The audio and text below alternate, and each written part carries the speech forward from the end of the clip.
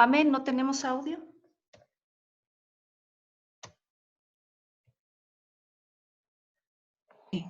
No sé si se puede ya visualizar las diapositivas. Voy a compartirles unas diapositivas.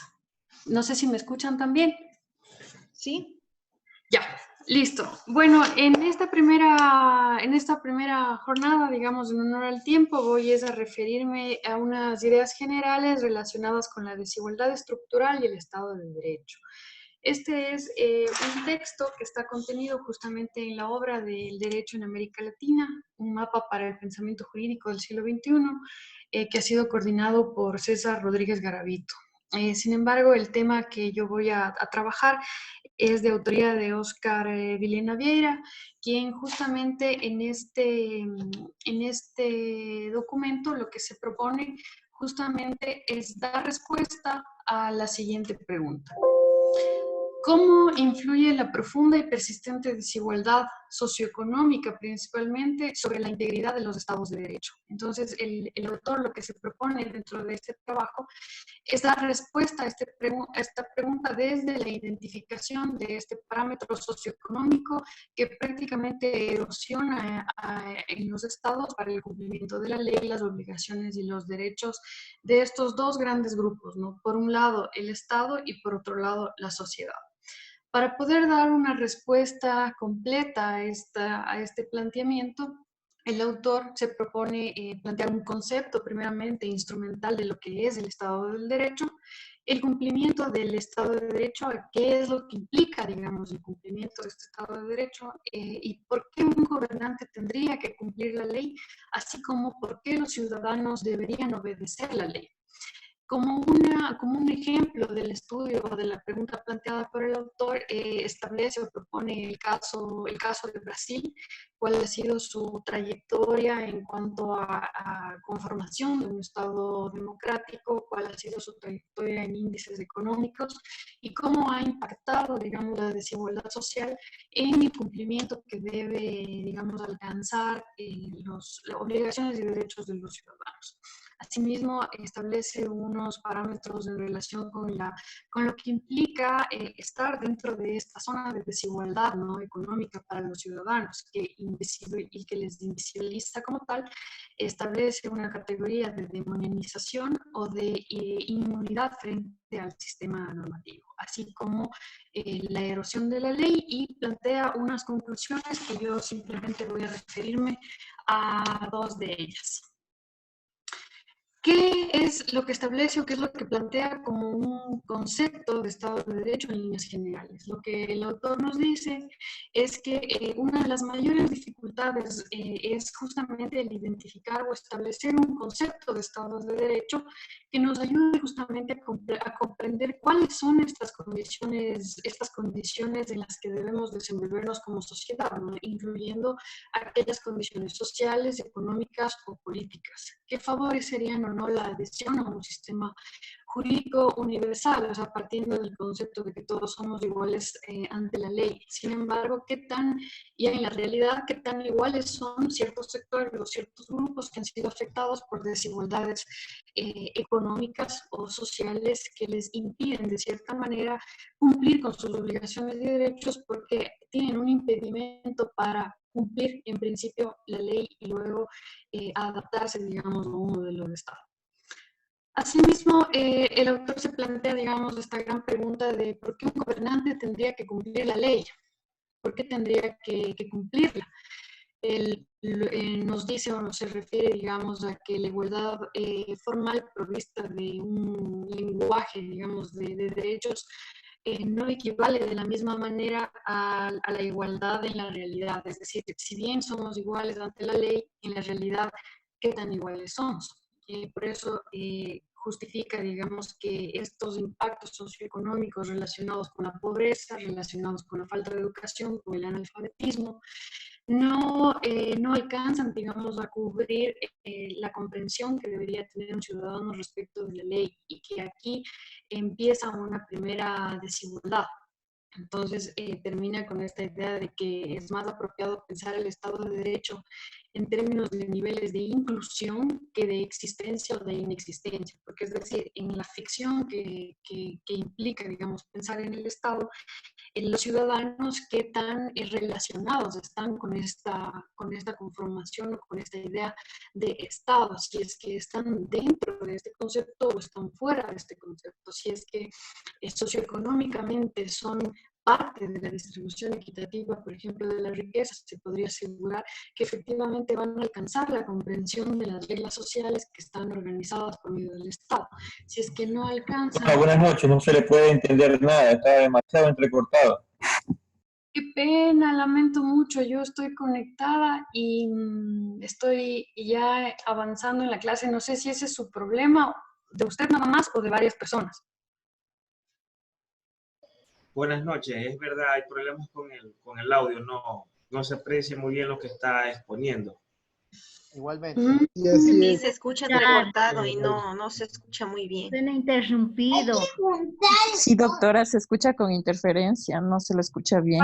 Pame, ahora que paraste un momento se escuchó mejor, aunque yo sí logro entender tu exposición. En todo caso, voy a darles, digamos, una pequeña directriz, que estas diapositivas han sido organizadas de tal manera que ustedes puedan, digamos, leer los puntos principales que se extrajeron de la lectura. Entonces, mi explicación está relacionada con estos puntos, con estas líneas. Y la diapositiva que estoy compartiendo, o sea, tiene por propósito que si bien no se me escuche en el audio, ustedes puedan ver la diapositiva. Perdón ¿Sí? que te interrumpa. Ahora se te escucha perfecto. No sé si los demás pueden escuchar. Sí, doctora, ya se la escucha bien. Sí, ya mejor. De pronto, me voy a acercar un poco más al micrófono en todo caso. Ok, bueno, vamos a retomar este punto, digamos, en el que el autor se había concentrado, que es dar respuesta a por qué un gobernante tendría que cumplir la ley. Y una de las previsiones del autor es decir o es responder que en esta idea de Estado, digamos, que se ha conformado por medio de los instrumentos normativos, la Constitución y la ley, no se ha considerado la distancia que hay entre los factores socioeconómicos que impactan, digamos, a los individuos, que pueden sentirse o no incluidos dentro de una sociedad o que pueden ser incluidos o excluidos por la propia ley o por las propias condiciones socioeconómicas. Entonces, lo que el autor propone es que, digamos, una forma de que el gobernante pueda alcanzar a cumplir, digamos, sus objetivos como Estado es considerar desde la construcción de la ley que se construya un Estado inclusivo, un Estado en el que todos los ciudadanos sean parte de este Estado. Sin embargo, ya en la realidad esto no es tan cierto. O sea, esta previsión de que todos somos iguales ante la ley, que es una norma prevista, considerada, no es tan cierta en el momento de analizarla ya en la realidad, porque el impacto socioeconómico que establece diferencias sociales, lingüísticas, de educación, de formación, establecen distancias entre los mismos miembros de la sociedad y entre la sociedad y el Estado. Entonces, se le dificulta, digamos, aplicar de mejor manera la ley, establecer obligaciones que los ciudadanos puedan cumplir y otros factores. Mientras que en la pregunta que dirige o propone o plantea, ¿por qué? ¿Sí? Perdón que te interrumpa ¿Sí? de nuevo. Me parece que tal vez al momento en que te mueves se entrecorta un poco. Tal vez si podrías acercarte un poquito más. De hecho, estoy casi al micrófono y sin moverme mucho. Déjenme un minuto, confirmo si los cables están bien conectados, porque yo también tengo un problema con la visualización de la pantalla, pero en todo caso, o sea, yo esperaría que si llega a haber una dificultad en escucharme, puedan leer las diapositivas que no son muy complejas y que extraen las líneas principales de la lectura que estamos compartiendo. No sé si me escuchan ahí. Sí, ahí está perfecto, Pam.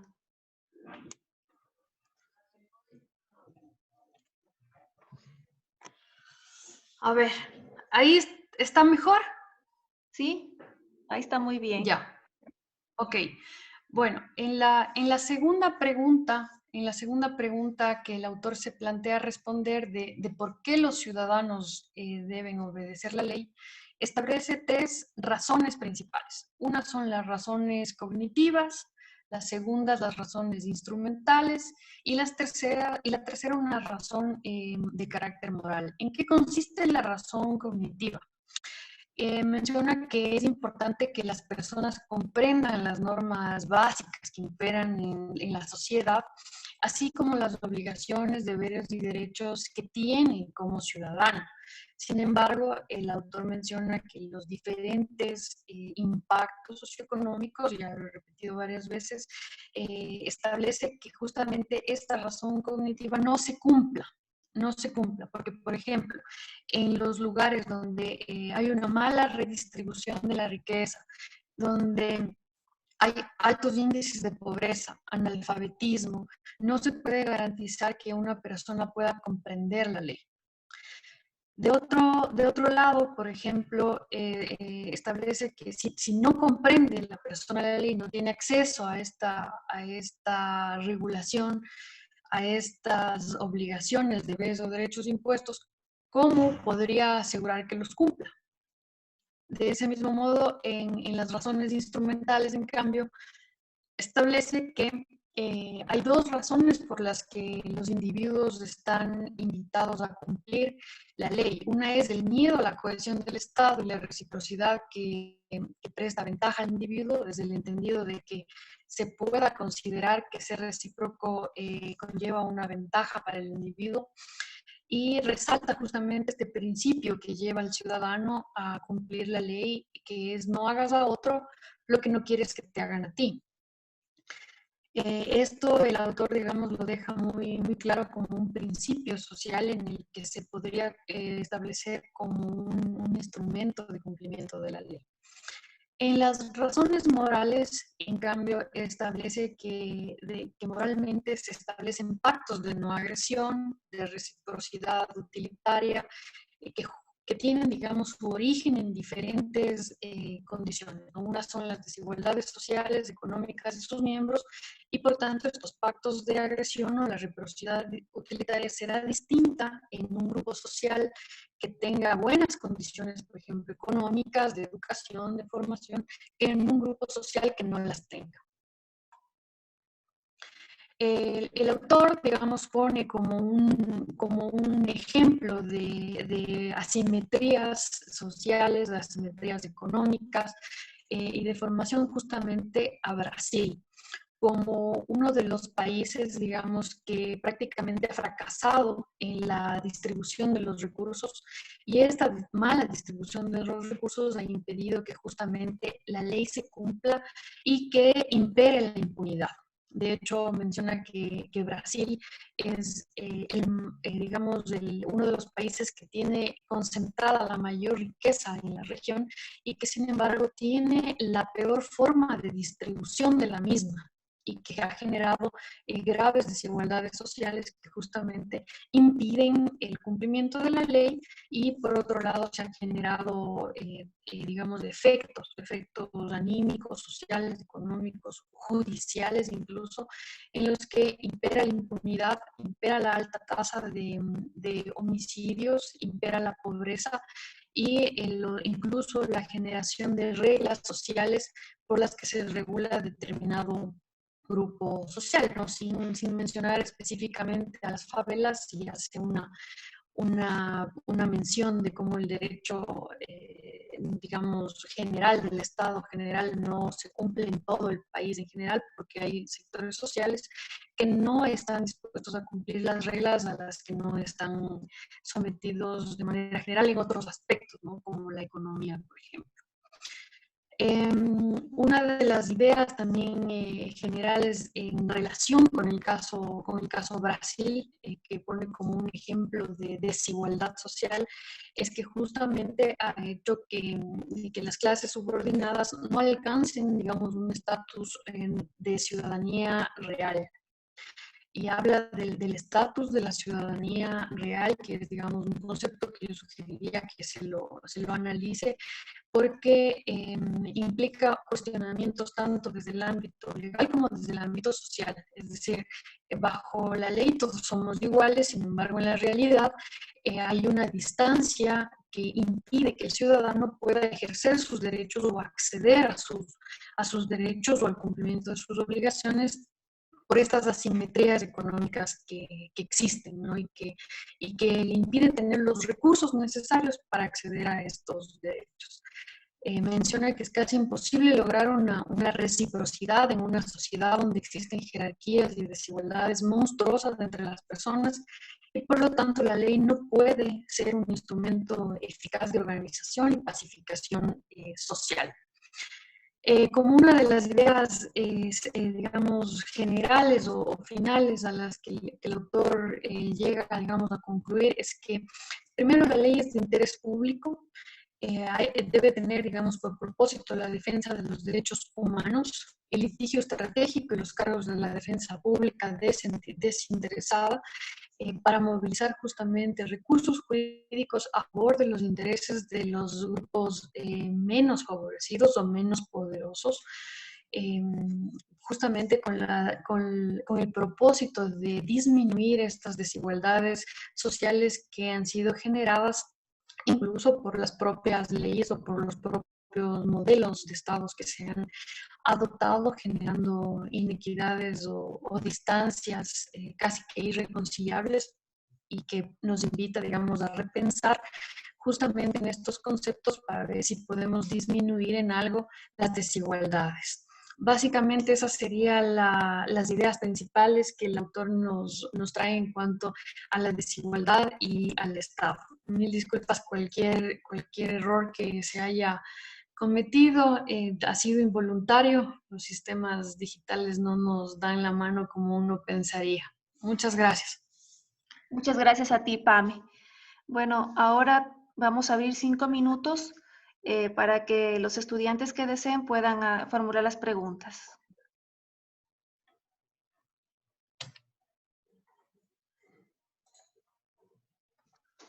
Tal vez alguno de ustedes tiene alguna pregunta.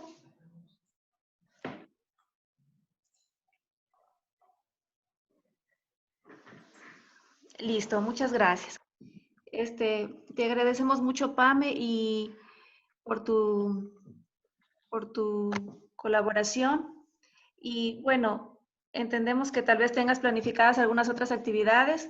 Si es así, no tenemos inconveniente en que te desconectes. Muchas gracias, Andreita. Espero haber sido, digamos, de ayuda para que puedan los estudiantes, digamos, familiarizarse o acercarse al texto. Me da una alegría enorme volver a verte. Espero que no sea la última vez. Igual un saludo a todos. Muchas gracias. Que estén muy bien. Hasta pronto. Muchas gracias, Pame. Bueno, ahora vamos a continuar con la exposición de Enrique. Adelante, Enrique. Gracias, Andrea, muy gentil. Me voy a permitir igual compartirles pantalla respecto a la presentación que vamos a ver hoy.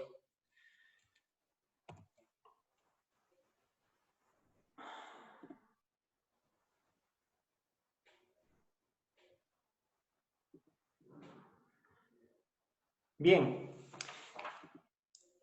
Pues como ustedes bien han podido escuchar la exposición anterior, se hace una explicación del texto que ustedes tienen que leer para que se preparen para el examen complexivo. Texto que tiene un sinnúmero de situaciones, puesto que habla del derecho en América Latina, que es un mapa para el pensamiento jurídico del siglo XXI, escrito o coordinado más bien por el doctor César Rodríguez Garavito. Entonces es importante que ustedes sepan que estas cortas charlas de 10 minutos que hoy estamos dando 3 docentes, no son lo único que ustedes van a tener durante este bimestre como para ya sentirse preparados para dar el examen, sino más bien estamos haciendo una aproximación para que cuando ustedes lean los textos, los ensayos que están presentes dentro de este texto puedan entenderlos de mejor manera, porque no podemos resumir alrededor de 400 páginas en 30 minutos, ni 50 páginas se las puede resumir en 10 minutos, porque sería irresponsable de nuestra parte pensar aquello. Entonces, yo me voy a permitir hablar de un ensayo que la autora Raquel Irigoyen Fajardo lo considera corto, porque profundiza en muchos temas y hace un análisis bastante interesante desde la historia que tiene el mundo en su conjunto. El tema del ensayo es el horizonte del constitucionalismo pluralista, del multiculturalismo a la descolonización. Quizá para muchos colegas, abogados que no estén al tanto de las situaciones que tienen que ver, sobre todo con la pluriculturalidad, con la plurinacionalidad, con la justicia indígena, se harán algunos conceptos enredados, si se quiere, pero voy a tratar de poder irlos dilucidando para poder lograr en ustedes esa comprensión, despertar ese sentido crítico para la lectura del tema. Ustedes recuerden que revisar la historia en general nos permite conocer los cambios existentes y lo que los estados han hecho a través de sus gobernantes para poder, a través o desde las constituciones, ir incluyendo esos derechos que históricamente, que la historia nos dice, fueron quitados en primera instancia o arrebatados a los colectivos que estuvieron muchísimo antes de quienes nos conquistaron. Entonces, es importante hablar de dos momentos, del siglo XIX y del siglo XX. El siglo XIX, que está desde 1801 hasta 1900, en donde se hablaba de los estados liberales y en donde primaba la idea de una ideología de Estado-nación monocultural, es decir, se hablaba mucho de un monismo jurídico, hombres blancos, propietarios, fueron la columna vertebral de esas élites criollas, porque a la final de cuentas la tan mentada independencia no fue más que el tomar nuevamente el poder o poner nuevamente el poder en manos de criollos que pensaron que dándose ese poder podían nuevamente hacer sus cosas, pero que definitivamente quedamos liberados, independizados de la corona, si se quiere, y vueltos a tomar parte por ello. Porque es importante hacer mención a esta parte de la historia, porque es en el siglo XX, ya en el nacimiento de la mayoría de nuestras repúblicas, de las repúblicas latinoamericanas, que se empieza, por ejemplo, en nuestro país, 1830, se empieza a funcionar como el Ecuador un estado. Entonces es importante haber conocido ese antecedente para ver cuáles fueron los cambios que se dan ya en el siglo XX, que abarca de 1901 al 2000, y posterior a ello, del 2000 hasta el 2008, que hace referencia Raquel Irigoyen. Todo lo que ustedes pueden apreciar en las diapositivas es tomado de ella. Debo ser respetuoso con esas citas. En ese sentido, se habla mucho en este texto del monismo y del pluralismo jurídico. Entonces, como conceptos básicos que ella lo señala en el artículo, señala que el monismo jurídico es la existencia de un único sistema jurídico dentro de un Estado y una ley general para todos los ciudadanos, que es lo que se manejaba y se daba durante todo el siglo XIX. Pero ya con la aparición de las nuevas constituciones, de estas ideas nuevas, de reconocer, de dar derechos a los desconocidos, a los aislados, a las minorías, es que asoma un concepto que ahora ustedes lo escucharán mucho en la actualidad, sobre todo a partir de las constituciones del 98 y del 2008 en nuestro país, sobre el pluralismo jurídico, que es una forma de coexistencia de varios sistemas normativos dentro de un mismo espacio geopolítico. Es decir, cuando coexisten dentro de un mismo país, dentro de un mismo estado que se desarrolla como el nuestro, para poner un ejemplo y poder ser más prácticos, en los que se puede existir la justicia ordinaria y la justicia indígena. En Colombia, la justicia ordinaria y un régimen especial para la justicia indígena. Entonces, les decía que la autora Raquel Irigoyen hace plantea tres momentos. El primer ciclo, como ustedes pueden apreciar en pantalla, que estaba de 1982 al 88, donde se habla de la emergencia, del nacimiento del multiculturalismo y el derecho a la diversidad cultural. Es decir, ya con el multiculturalismo se reconoce a la diversidad de culturas, ¿ya? Que es diferente al pluriculturalismo, donde ya hay una convivencia entre esas culturas. Como ustedes pueden ver, ya que se denomina o lo denomina la autora el constitucionalismo pluricultural de 1989 al 2005, en la que se incluye nuestra Constitución ecuatoriana del año 98. Y ya luego en el tercer ciclo, del 2006 al 2009, se habla de un proyecto descolonizador, de un Estado plurinacional con un pluralismo jurídico igualitario, que podemos ir viendo ese desglose de cada uno de los ejemplos. En el primer ciclo ingresan principalmente Canadá, tomado en cuenta, Guatemala, Nicaragua, Brasil, y ustedes pueden ir viendo los años. Ya en el segundo ciclo, con varios cambios, indudablemente tenemos la Constitución colombiana que se dio a través de Asamblea Constituyente.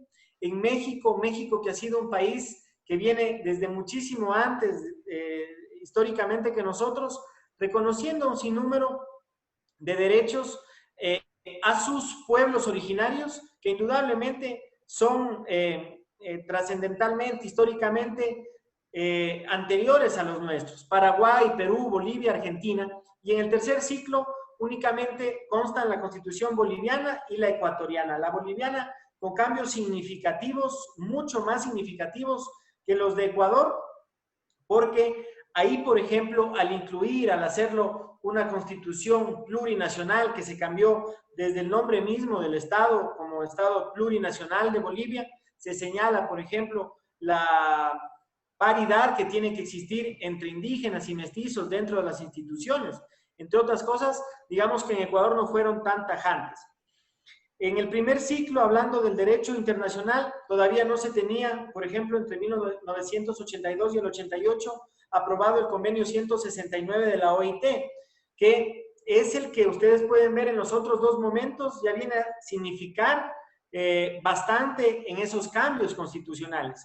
Entonces, de cara a eso, siempre que se hable de estudios de pueblos indígenas, nacionalidades, de derechos colectivos, siempre tenemos que hacerlo ahora a luces del convenio 169 de la OIT. Y antes, pues, había ese convenio 107 que fue un preparatorio que sirvió para el convenio 169 de la OIT. Algo importante también en el constitucionalismo plurinacional que es el actual, es la autodeterminación de los pueblos, es decir, cómo ellos pueden dirigir sus propios destinos o sus propios caminos. Es importante que ustedes puedan entender que los derechos, los sujetos de derechos, cómo se fueron otorgando esos derechos, se está dado en los tres momentos de maneras diferentes, ¿no? En primera instancia, en Nicaragua se reconocía a las comunidades, en Guatemala a los grupos étnicos, en Brasil a las poblaciones. Luego, en un segundo momento, ya se incluía dentro de las comunidades a indígenas, campesinos, nativos, a pueblos indígenas, en Perú a pueblos originarios.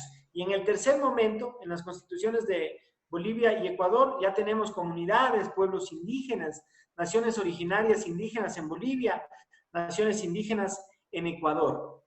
Es decir, hay cambios, y son cambios significativos que nosotros tenemos que tenerlos muy en cuenta para, una vez entendidos estos momentos, poder saber qué es lo que precisamente estamos viviendo actualmente en nuestros países. ¿Esto por qué? Porque es importante. Porque ahora mismo en nuestra Constitución, por ejemplo, en la Constitución ecuatoriana, que se reconoce a la justicia indígena e inclusive a la función judicial, se le puso el nombre Función Judicial y de Justicia Indígena, se hace una referencia importante a la inclusión de la mujer dentro de las decisiones de justicia indígena, situaciones que no pasaban en los otros dos momentos que venimos estudiando. Esto es importante, insisto, que se conozca, puesto que ahora mismo se habla ya de un pluriculturalismo, se habla de un Estado plurinacional que indudablemente no se logró a través de la Asamblea Constituyente en nuestro país, que ese Estado plurinacional se cumpla efectivamente como el movimiento indígena quería y como se planteaba, es decir, con autonomía económica, financiera, judicial y de todos los tipos, sino que se reconoce principalmente la coexistencia de nacionalidades, la interculturalidad que va más allá de la multiculturalidad, es decir, esa estrecha interrelación que tiene que haber entre culturas, más allá del respeto. Y la autora Raquel Irigoyen también hace mención en el artículo de los problemas de interlegalidad que existen dentro de las justicias, tanto ordinarias como indígenas, en cada uno de los países, y cómo han sido los tribunales constitucionales en su momento, y hoy en el tercer ciclo, las cortes constitucionales, sobre todo en nuestro país, quienes puedan resolver los casos de administración de justicia indígena desde la justicia constitucional. Entonces, ahí es importante porque se establece en nuestro país, por ejemplo, el non bis idem, es decir, la no posibilidad de un doble juzgamiento cuando haya casos de justicia indígena, pero ya tenemos sentencias de Corte Constitucional, como el caso La Cocha, que es una sentencia paradigmática y que ya señala, o a través de su jurisprudencia, establece lineamientos para cuando existan casos en situaciones iguales a lo que se dio en el pueblo Panzaleo en la provincia de Chimborazo. En ese sentido, pues, sin ánimo de enredar más la situación, finalizar esta corta exposición y con esta introducción para que ustedes cuando vayan al artículo sepan de qué es lo que se trata, cómo los países, de acuerdo a su ubicación geográfica, han ido estableciendo esos cambios que han sido paradigmáticos y que han servido hoy para tener un sinnúmero de cambios que sin duda alguna son avances constitucionales importantes, tanto para los colectivos, pueblos y nacionalidades, cuanto para quienes estamos dentro del derecho, ya sea en el libre ejercicio, en la docencia o en la investigación. Sin más, pues agradecerles por su atención y estoy presto si tienen alguna duda para poder absolverla en este momento.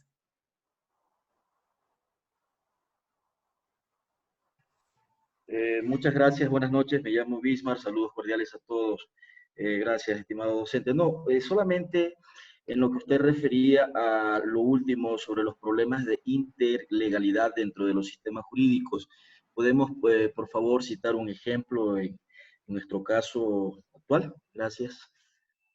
Claro, Bismar, muchas gracias por la pregunta. Realmente es un tema que está en bastante estudio. Yo, de hecho, realicé mi tesis de maestría en lo que tiene que ver con las competencias de justicia indígena y los problemas de interlegalidad de esta palabrita que parece tan sencilla vienen con muchísimas complicaciones, puesto que se reconoce constitucionalmente a la justicia indígena en nuestro país. Sin embargo, no hay los mecanismos adecuados, si se quiere, que sirvan para esa colaboración, para esa interrelación entre las dos justicias. Entonces, ahí vienen los problemas de interlegalidad, que la justicia ordinaria, a través de la ley, indudablemente, señala aspectos interesantes respecto a la materia, a la competencia que tiene materia, tiempo, persona.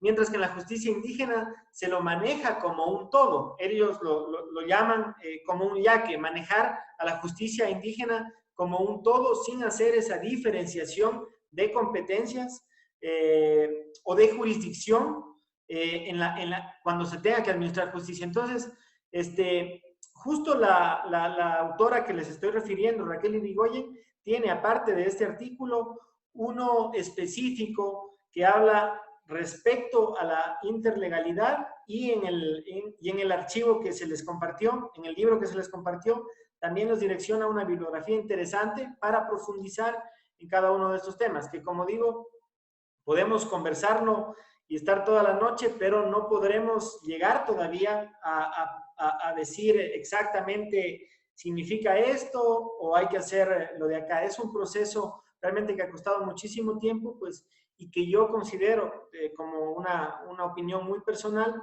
que se tiene que trabajar bastante para poder lograr esa armonización entre las justicias. Doctor, disculpe una pregunta.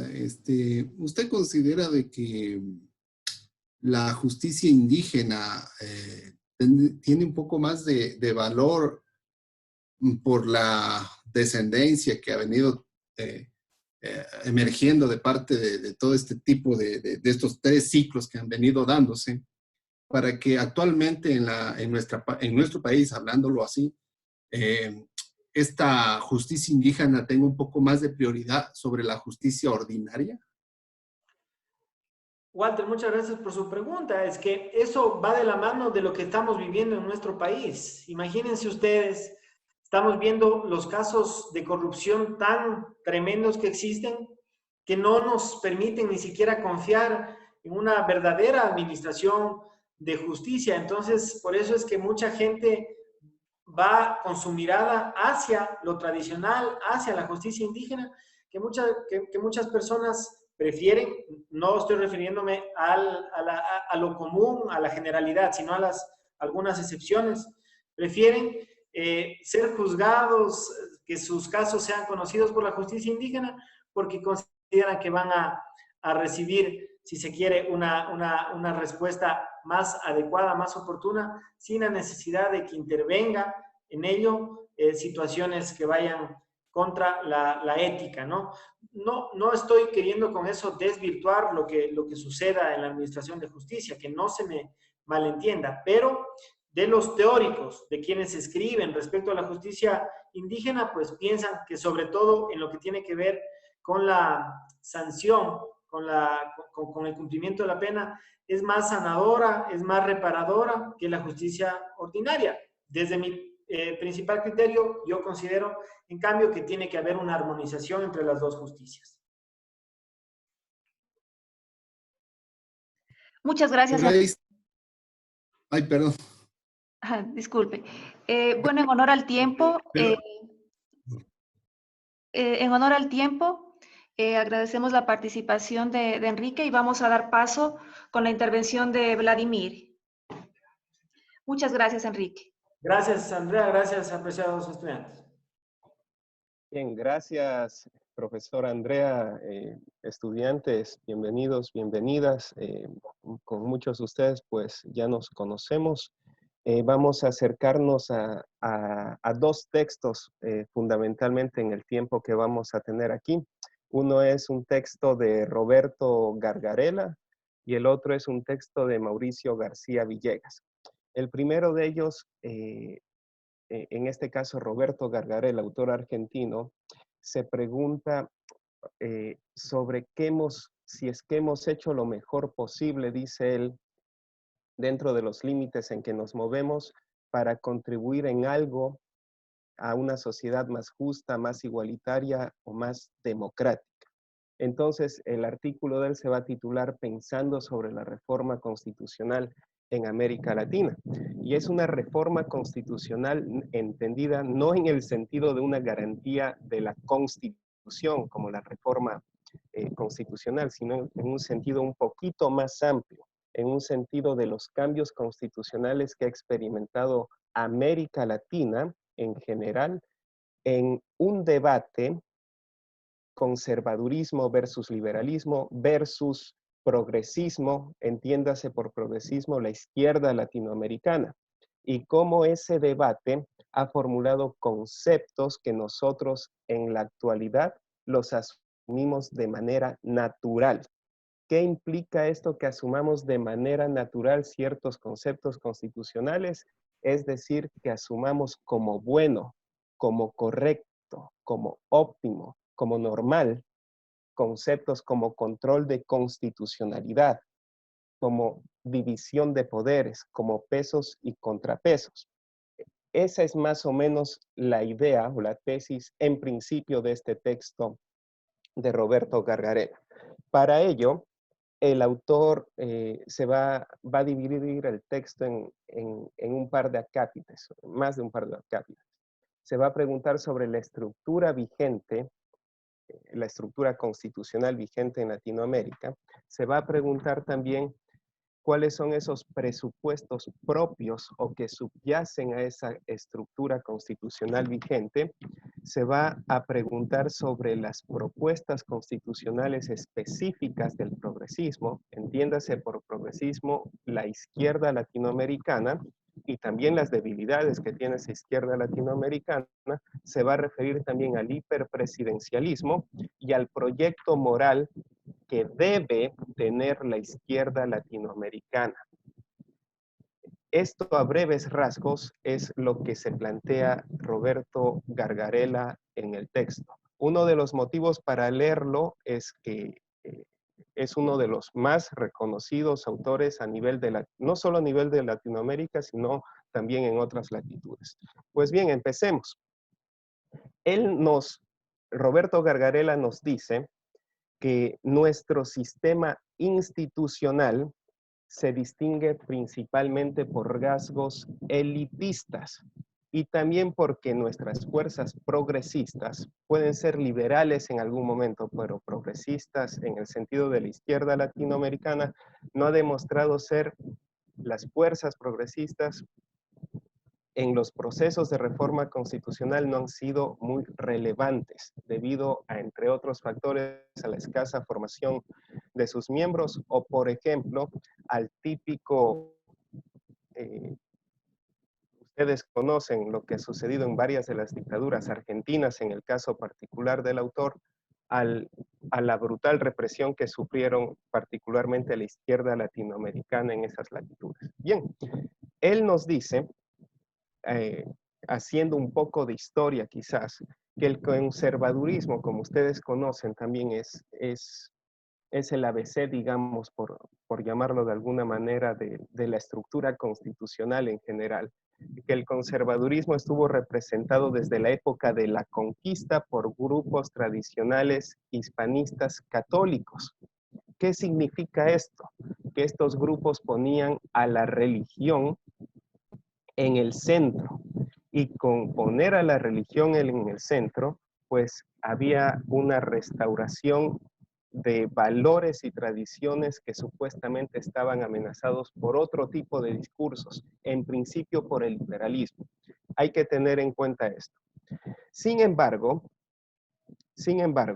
el liberalismo, obviamente van a tener puntos de confluencia, pero el liberalismo en principio era un poder político pues más equilibrado y más tolerante en términos de una moralidad personal. En otras palabras, los conservadores o el conservadurismo puro defendía un Estado religioso.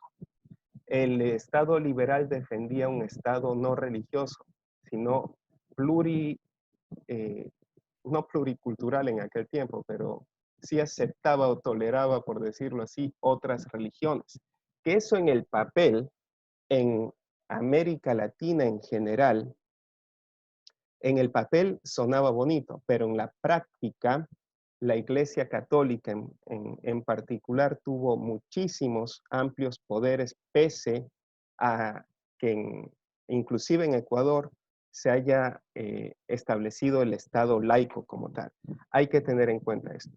Lo que les unía a estos dos grupos era la defensa de la propiedad privada.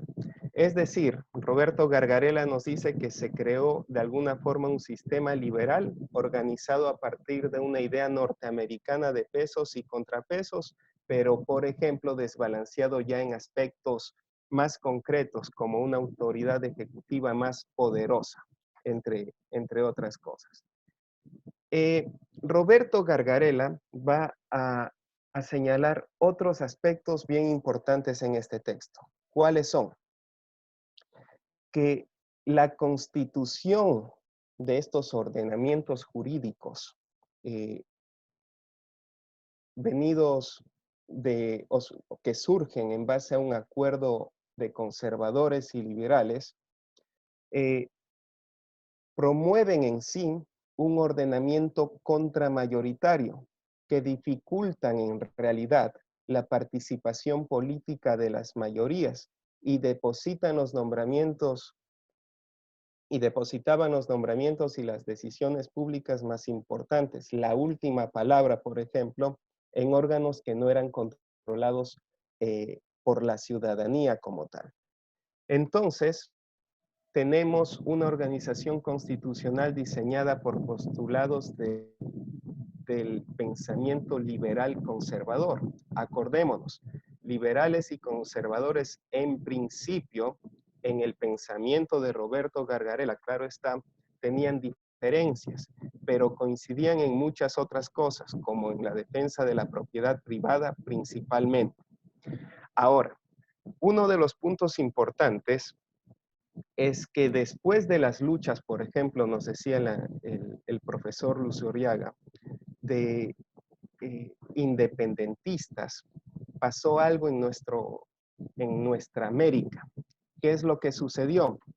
Que nos hemos formado, como decíamos al inicio, con la idea de que estas instituciones políticas y jurídicas son naturales, son normales, o es lo más racional o es lo más obvio. Lo que nos invita el autor es a cuestionarnos esos aspectos. ¿Por qué tenemos que seguir modelos que pueden ser exitosos en otras latitudes, pero pueden ser y han sido un rotundo fracaso en nuestras realidades? Y como ustedes conocen, esto no implica que no podemos echarnos la culpa como latinoamericanos que somos al decir esto es por culpa de la cultura o la escasa cultura desarrollada en nuestro continente latinoamericano. Al contrario, debemos de conocer los aspectos que provocan ese desfase de la realidad. ¿Cuáles son esos aspectos? ¿Por qué importamos?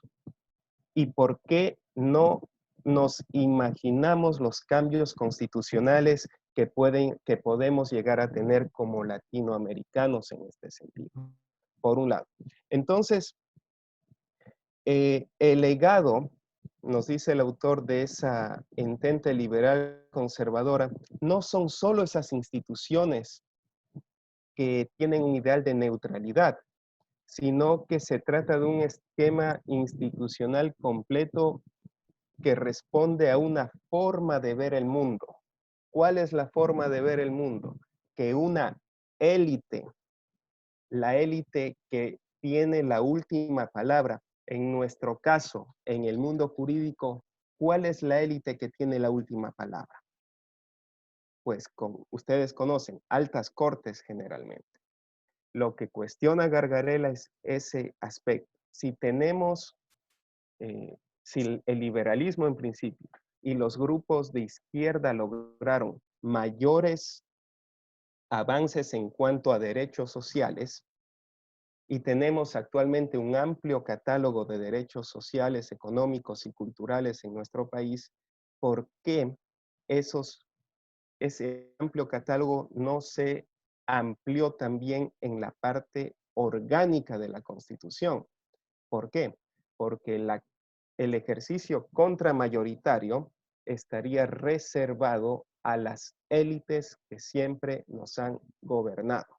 Entiéndase, descendientes de la nobleza, entre comillas, española, entiéndase, élites económicas y políticas que nos han gobernado desde la independencia.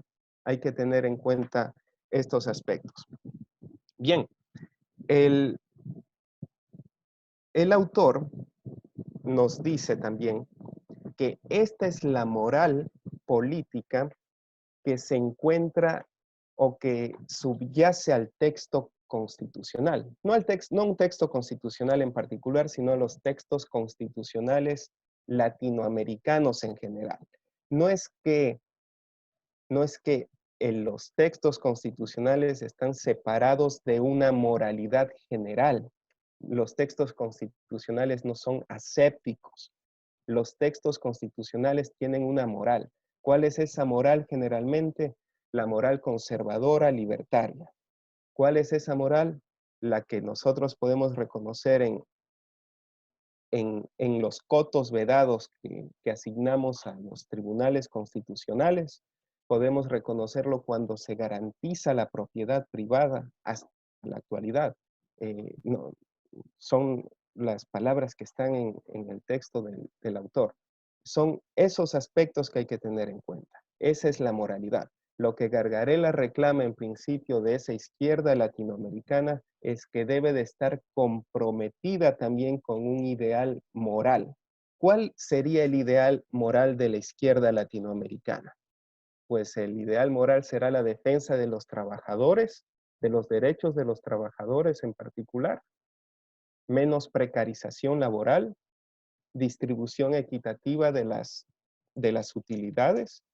Son las cuestiones que hay que tener en cuenta. Recapitulando, Gargarella presenta un cuestionamiento fuerte al establishment, por decirlo así, del constitucionalismo latinoamericano en general, que lo aceptamos como si fuese lo natural o obvio, pero que hemos ejercido poca imaginación constitucional con respecto a las reformas, a los cambios que pueden hacerse en este sentido, y cambios que deben de estar respaldados por un plan moral que en el caso del progresismo, como él lo llama, le corresponde a la izquierda latinoamericana. Bien, estas son las ideas generales que plantea este texto. Él va a concluir con una cuestión importante. Él nos dice, por ejemplo, si la modificación del orden constitucional vigente no requiere solo la reforma y el agregado de algunas normas, y ni siquiera cambios constitucionales más plenos y abarcativos, se solucionará lo que estamos diciendo con el cambio de la Constitución, con una reforma constitucional. Y pongamos un ejemplo pequeñito. ¿Se acuerdan ustedes que se está tramitando una reforma constitucional en la Asamblea Nacional? Y esa Asamblea Nacional, o al menos en el intento de reforma constitucional, se estableció que debía establecerse, valga la redundancia, una asamblea bicameral.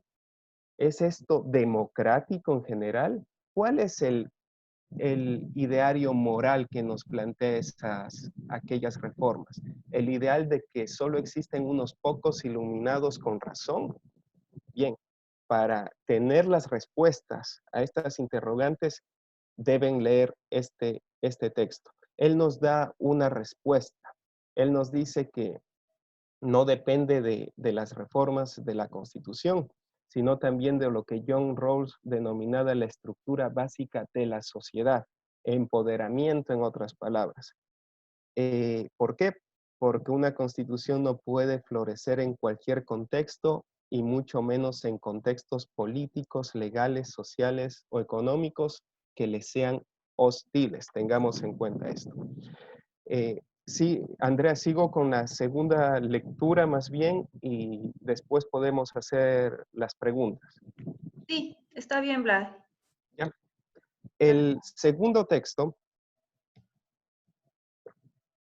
es un texto que tienen que leerlo porque tienen que leerlo. Hace referencia a la ineficacia del derecho y la cultura del incumplimiento de reglas en América Latina. El autor es un muy buen autor llamado Mauricio García Villegas.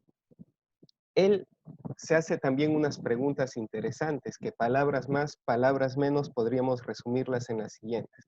¿Por qué nosotros como latinoamericanos en general, y podríamos decir también como ecuatorianos, y en el Ecuador dependiendo de la ciudad en la que vivamos, por qué en Quito, por qué en Guayaquil o en qué ciudad se cumplen más o menos las normas, las leyes.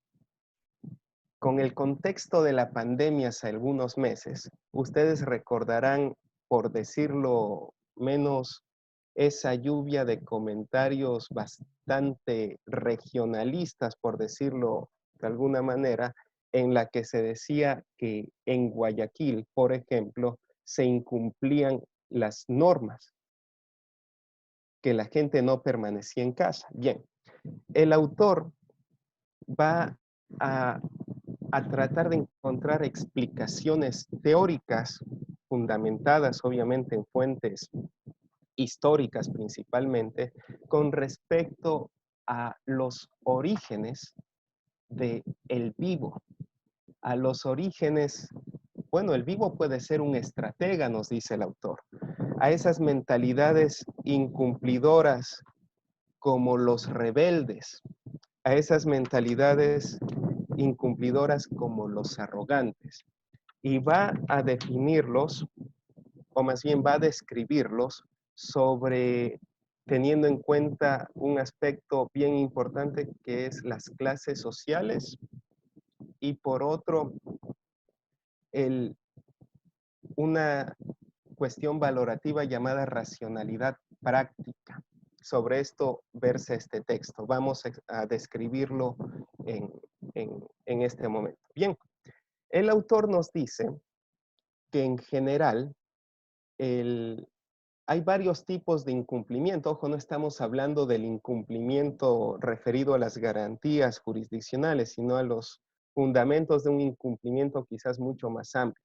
No se refiere al incumplimiento de normas del delincuente como tal, que asesina o que roba, sino al incumplimiento común y corriente de ciudadanos tipo promedio, de ciudadanos que quizás estudian, que se hacen abogados y que después estudiamos una maestría. Aquellos que quizás nos pasamos el semáforo en rojo a las 12 de la noche, o de aquellos que posiblemente no respetamos las filas en el banco, por ejemplo. Sobre esos aspectos va a desarrollarse la lectura. Él nos dice que hay tres más o menos mentalidades incumplidoras.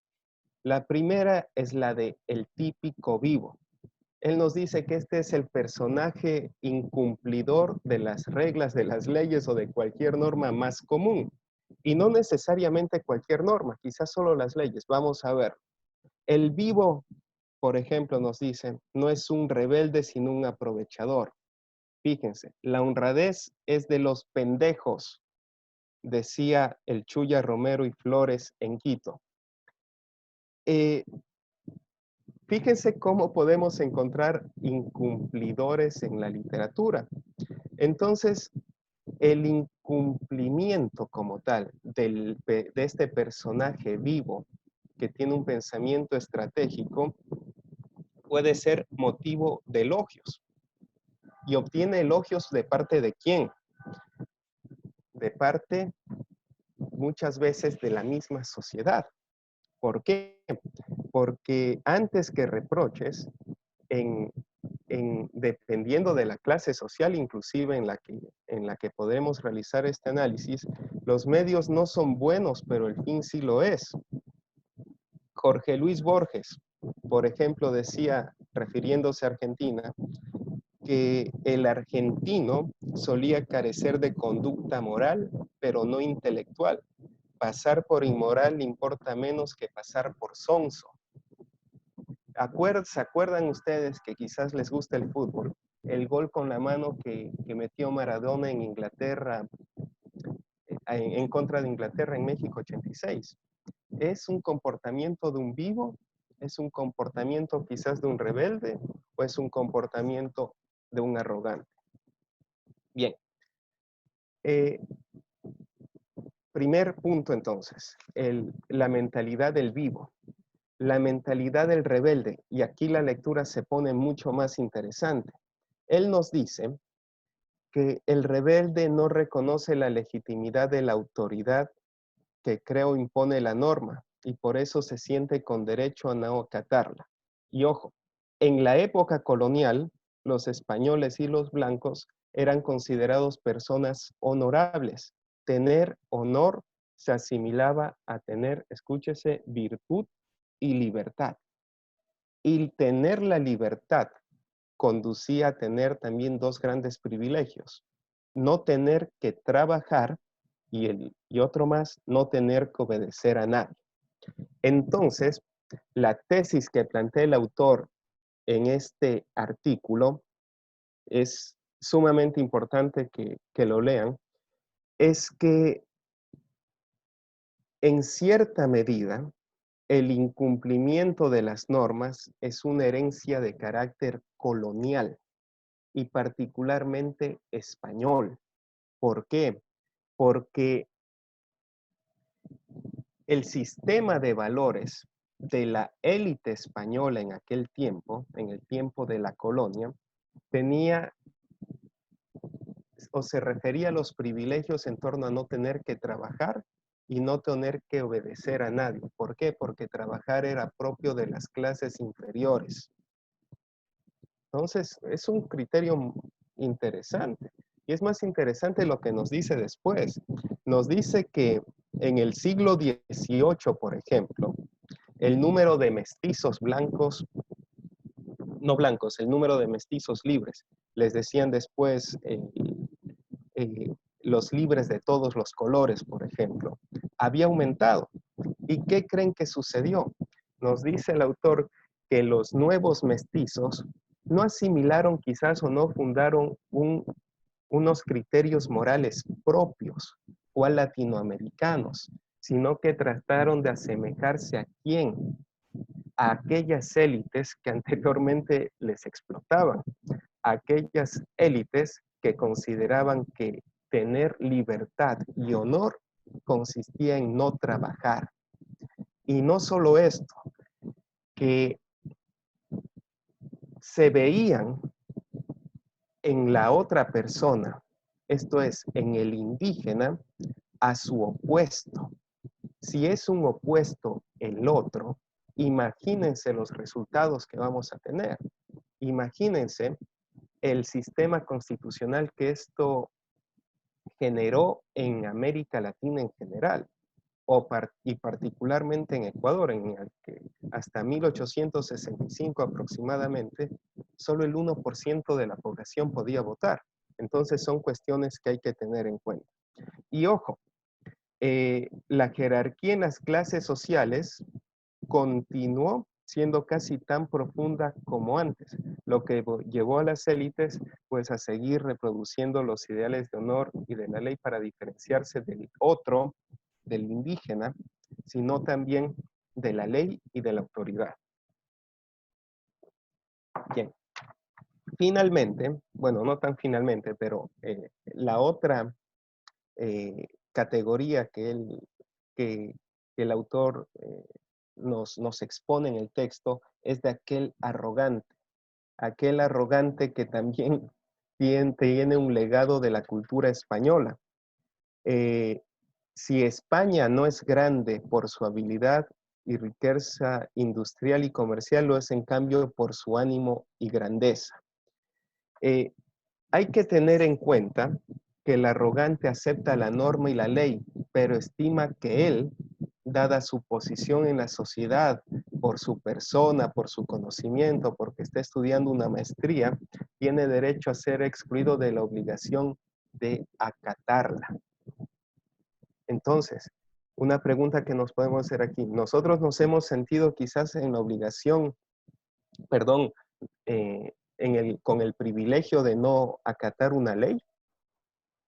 ¿En qué parte o en cuál de estos tres tipos de personas nos podemos encajar nosotros? Hay que tener en cuenta estos aspectos. Bien, entonces, el autor nos dice, palabras más, palabras menos, que la visión católica española del mundo no propiciaba pues la construcción de una estructura social que se funde en reglas de juego claras y universalmente aplicadas para todos, como sucedió en países con cultura protestante. El honor, la familia y la fe estaban siempre por encima de los valores sociales y justificaban pues la introducción permanente de excepciones a las reglas del derecho. Él nos va a plantear dos escenarios más. Por un lado nos dice el taimado, que es un personaje híbrido que va a combinar una actitud estratégica del vivo con el desconocimiento de la autoridad del rebelde. Son personas, son típicamente los dominados que desarrollan una especie de arte político de la resistencia que le permite escurrirse entre esas rendijas de la dominación. ¿Por qué? Porque la sumisión de los pobres nunca fue completa y quienes no se rebelaron abiertamente ante la dominación española, pues sabiendo que ello les podía conducir a la muerte, guardaron mucho resentimiento. Tenemos el otro aspecto que es el déspota. Este tipo menosprecia el derecho como tal, lo público, salvo obviamente a las reglas de su propio grupo. Aquí el autor nos pone un ejemplo. ¿Cuál es el déspota como tal? Se entiende perfectamente con el ejemplo que el autor nos pone. Nos dice que en alguna ocasión a este gran jurista argentino, Genaro Carrión, la dictadura o los militares le preguntaron cómo podían constitucionalmente derrocar al gobierno legítimo. Él nos dice, pues, que las élites, al menos en nuestra América Latina, generalmente tenían ese espíritu déspota, de que las leyes pueden servir, pero solo, y las normas jurídicas en general, solo para sus intereses. Bien, creo que acabamos por aquí, Andrea, y estoy dispuesto, pues, palabras más, palabras menos, esas son las ideas centrales de la lectura. Muchas gracias, Vladimir. Tal vez alguno de ustedes tiene preguntas. Ha estado súper claro. Bueno, Vladi, quería hacerte una pregunta. ¿Cuál es la concepción del liberalismo conservador? Bueno, en la lectura de Gargarella, él establece que el liberalismo y el conservadurismo en general, en un principio se veían como opuestos. Básicamente podía entenderse que los conservadores tenían como argumento principal la unión entre el Estado y la Iglesia Católica en líneas generales. Y los liberales o el liberalismo en general tenían una suerte de neutralidad, entre comillas, en el sentido de que posibilitaban de alguna forma el establecimiento o la separación, de allí la neutralidad del Estado y de la Iglesia. Sin embargo, lo que nos dice Gargarella es que esto en principio es así, pero que sí tenían más bien muchos acuerdos. ¿Cuáles eran esos acuerdos? La conservación de la propiedad privada, por ejemplo.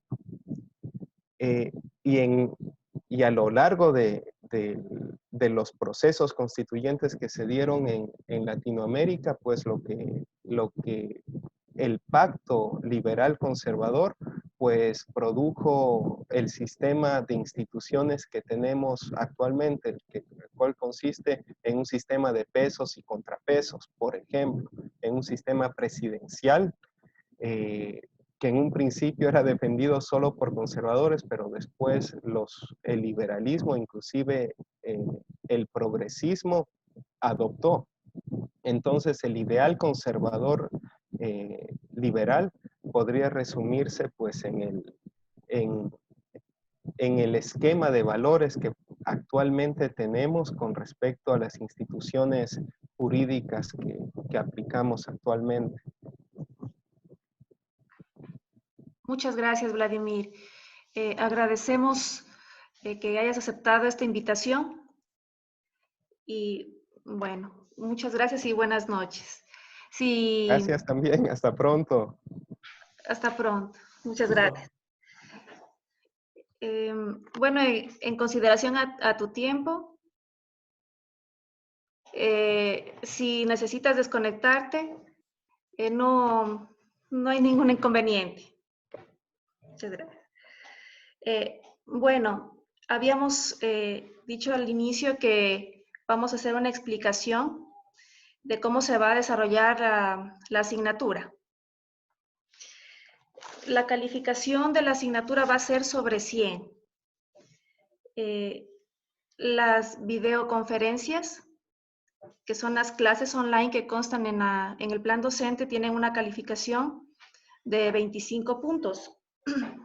La primera videocolaboración, que es esta, que se acaba de desarrollar, tiene un valor de 5 puntos y las 5 restantes tienen un valor de 4 puntos. Tal vez por cuestiones personales o de trabajo, algunos de ustedes no puedan asistir a todas las videocolaboraciones. Entonces es importante que me lo hagan saber para justificar su inasistencia. Bueno, por otra parte, deben desarrollar 2 cuestionarios. El uno es en la semana 3 y el otro es en la semana del 13 al 19 de julio. Ambos cuestionarios tienen un valor de 5 puntos cada uno. Es decir, que los 2 cuestionarios suman 10 puntos. Por otra parte, tenemos un foro. Esta actividad ya se encuentra habilitada y estará vigente hasta el día domingo de la próxima semana. Esta actividad tiene también un valor de 10 puntos. Y por otra parte, tenemos la tarea, que tiene un valor de 30 puntos. En la tarea, ustedes deben elaborar casos hipotéticos, un caso hipotético con 5 preguntas de opción múltiple. Cada pregunta debe tener 4 distractores, es decir, 4 opciones de respuesta. Y debe existir una retroalimentación, es decir, ustedes deben explicar al final por qué esa respuesta que escogieron es la respuesta correcta. Esta actividad, la tarea, tiene como finalidad que ustedes puedan tener una mejor comprensión del tema, ya que al desarrollar ustedes mismos preguntas y opciones de respuesta, van a poder comprender cuál es la lógica de las respuestas, de las preguntas, perdón, que se les va a plantear en el examen complexivo. Bueno, por otra parte, el examen complexivo tiene un valor de 25 puntos. El examen final tiene un valor de 25 puntos. Y bueno, se les va a plantear ahí tres contextos que pueden ser o fragmentos de sentencias o pueden ser casos hipotéticos como los que ustedes deben desarrollar en la tarea. Y finalmente van a tener una parte de ensayo, ¿sí? Con respecto a la tarea, voy a publicarles un anuncio académico en el cual les voy a plantear un ejemplo de cómo ustedes pueden desarrollar ese caso hipotético con las 4 opciones de respuesta y la respectiva retroalimentación.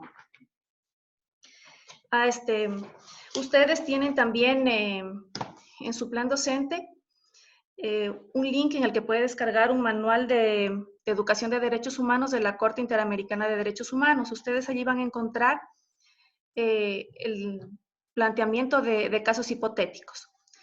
Pero como les digo, sin embargo, en un anuncio académico les voy a compartir un ejemplo. Por otra parte, en la semana 3, no vamos a explicar el texto de lectura obligatoria que se ha planteado para esa semana, que es el de Sartori. ¿Sí? ¿Por qué? Porque ese texto ustedes lo van a estudiar en la materia de análisis político. Entonces, en la semana 3, más bien, lo que vamos a hacer es tratar de explicar otros temas que corresponden a esta semana. a la semana 1 de teoría del derecho. No sé si quieres agregar algo, Enrique.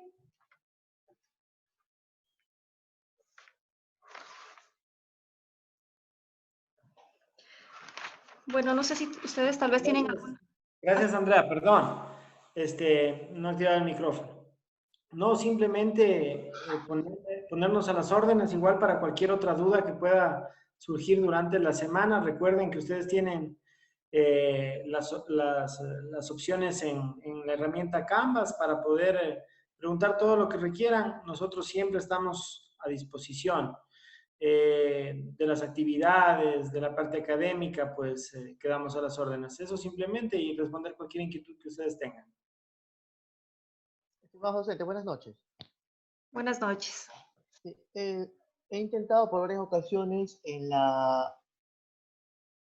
cuanto a la tarea práctica ingresar al link, pero no me da acceso a ninguna página. No sé si podrían revisar esa situación a través del Departamento de Tecnología o en su defecto remitirnos algún tipo de archivo adicional que me está indicando usted, doctora, que va a enviar un ejemplo de cómo se hace, pero según lo que dice allí, es un manual, entonces sí sería importante revisar también ese archivo para tener claras las directrices. Gracias. Sí, no se preocupen. Yo también a través de un anuncio académico, voy a compartirles un único link en el que van a poder descargar todos los textos. Una pregunta, las videoconferencias calificadas van a quedar en las fechas del fin de semana, como vi. No, van a desarrollarse todos los jueves a las 9 de la noche. Esto con la finalidad de que todos ustedes puedan, o la mayoría pueda asistir. Ya, lo que pasa es que, bueno, yo le preguntaba porque en mi caso se me cruza con horario de trabajo, entonces si es entre semanas se me vuelve imposible.